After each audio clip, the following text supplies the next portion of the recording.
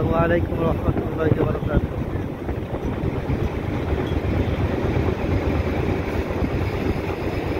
এই ভিডিওটা যে যেখান থেকে দেখছেন এবং দেখবেন, এটা হচ্ছে বরিশালের সারসিনা মাদ্রাসার পাশ দিয়ে অতিবাহিত হওয়া সন্ধ্যা নদী। এই নদীতে চলে ট্রলার, চলে মানুষের ব্যবস্থা, চলে কাঠের বিজনেস,